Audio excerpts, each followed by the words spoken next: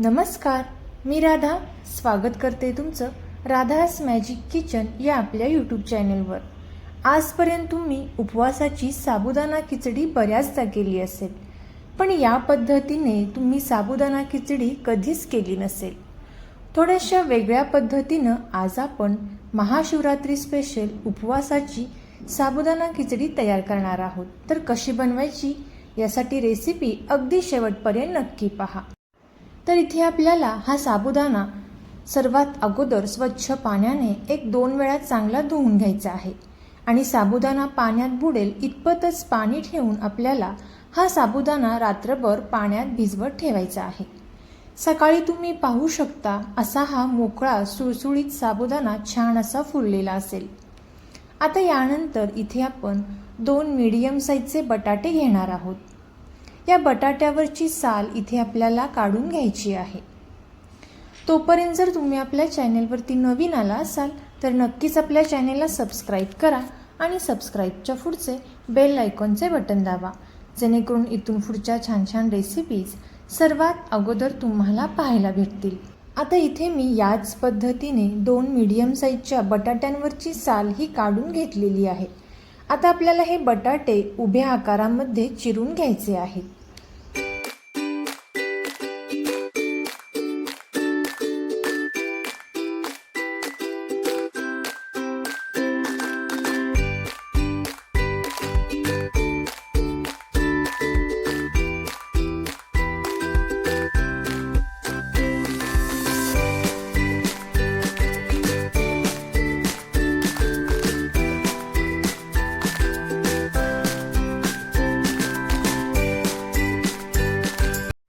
पाहू शकता या पद्धतीने इथे आपण हे बटाट्याचे पातळ असे उभे काप चिरून घेतलेले आहेत आणि याच पद्धतीने दोन्हीही बटाट्यांचे हे काप मी करून घेतलेले आहेत। आता हे बटाट्याचे काप आपल्याला स्वच्छ पाण्याने 1-2 वेळा चांगले धुवून घ्यायचे आहेत। तुम्हाला जर हे बटाट्याचे काप आता मोठे वाटत असतील पण ते शिजल्यानंतर थोडेसे मऊ होतात।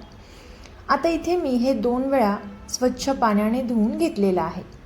त्यानंतर इथे जो भिजवलेला साबुदाणा आहे यामध्ये आपल्याला एक अर्धा कप शेंगदाण्याचा कूट घालून घ्यायचा आहे आणि चवीनुसार मीठ इथे आपण घातलेलं आहे।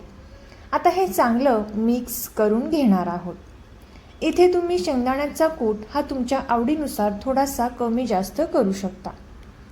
आता हे चांगलं मिक्स केल्यानंतर आपण एका साईडला ठेवून देऊयात। आता एका पॅनमध्ये आपल्याला 3 ते 4 चमचे तेल घ्यायचं आहे। तेल थोडंसं गरम झाल्यानंतर यामध्ये आपल्याला एक अर्धा चमचा बटर घालून घ्यायचा आहे। इथे तुम्ही बटरच्या ऐवजी तुपाचा वापर देखील करू शकता। खिचडीमध्ये बटर किंवा तुपाचा वापर केल्यामुळे खिचडी ही चवीला अतिशय अप्रतिम लागते। आता सुरुवातीला इथे आपल्याला थोडेसे शेंगदाणे या बटर आणि तेलामध्ये छान असे परतून घ्यायचे आहेत।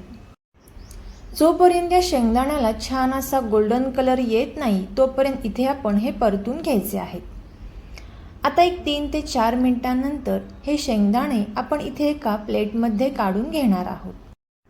तर पाहू शकता या पद्धतीचा शेंगदाण्याला कलर आल्यानंतर आपण हे शेंगदाणे काढून घ्यायचे आहेत। आता यामध्येच आपल्याला आपण जे बटाट्याचे उभे काप चिरून घेतलेले आहेत ते आपण यामध्ये छान असे परतून घेणार आहोत। हे सुद्धा इथे आपण छान असा हलका गोल्डन कलर येईपर्यंत परतून घ्यायचे आहेत। गॅसचा फ्लेम इथे आपल्याला मीडियम ठेवायचा आहे आणि मंद आचेवरतीच इथे आपल्याला हे बटाटे छान असे परतून घ्यायचे आहेत। आता 4 ते 5 मिनिटांनंतर याचा हलकासा कलर चेंज झालेला आहे। यामध्ये आपल्याला एक अर्धा चमचा जिरे आणि बारीक चिरून घेतलेली हिरवी मिरची घालायची आहे। तुम्ही जर उपवासाला जिरे खात नसाल तर नाही घातले तरी सुद्धा चालेल। आता यानंतर आपल्याला 1 चमचा लाल मिरची पावडर घालायची आहे, 1 चमचा साखर घालायची आहे आणि थोडासा लिंबाचा रस आपल्याला यामध्ये पिळायचा आहे। आता आपण हे थोडंसं मिक्स करून घेणार आहोत। लक्षात ठेवा इथे आपल्याला लाल मिरची पावडर घातली असल्यामुळे मिरचीचे प्रमाण हे थोडेसे कमी ठेवायचे आहे। आता हे चांगलं मिक्स केल्यानंतर यामध्ये आपल्याला आपण जो साबुदाणा भिजवलेला आहे तो संपूर्ण यामध्ये घालून घ्यायचा आहे। आता यामध्ये आपण शेंगदाण्याचा कूट आणि मीठ घातलेला आहे। यासाठी इथे आपल्याला आता पुन्हा मीठ घालण्याची गरज नाही. आता हे छान असं परतून घ्यायचं आहे. एक 5 ते 6 मिनिटांपर्यंत आपल्याला हे या पद्धतीने परतून घ्यायचं आहे. आता इथे आपण हे चांगलं परतून घेतल्यानंतर गॅसचा फ्लेम इथे आपल्याला पूर्ण कमी करायचा आहे आणि यावरती झाकण ठेवून एक 6 ते 7 मिनिटांसाठी छान अशी वाफ येऊन द्यायची आहे. आता इथे मी यावरती झाकण ठेवून एक 6 ते 7 मिनिटांसाठी छान अशी वाफ येऊन देते. आता याला एक चांगली वाफ आल्यानंतर पाहू शकता मस्त अशी इथे आपली ही साबुदाणा खिचडी तयार झालेली आहे. पाहता क्षणी खावीशी वाटणारी ही साबुदाणा खिचडी. आता यावरती आपल्याला सर्वात शेवटी आपण जे शेंगदाणे छान असे परतून घेतले होते ते संपूर्ण शेंगदाणे आपल्याला यावरती घालून घ्यायचे आहेत. आता एका प्लेटमध्ये आपण ही मोकळी सुटसुटीत चवीला अतिशय अप्रतिम लागणारी ही खिचडी या प्लेटमध्ये काढून घेतलेली आहे. तर तुम्ही सुद्धा याच पद्धतीने या महाशिवरात्रीला ही उपवासाची खिचडी नक्की ट्राय करून पहा आणि कशी झाली ती कमेंट करून नक्की सांगा. तुम्हाला जर ही रेसिपी आवडली असेल तर नक्कीच आपले मित्र मैत्रिणी आणि नातेवाईकांसोबत शेअर करा. थँक्यू.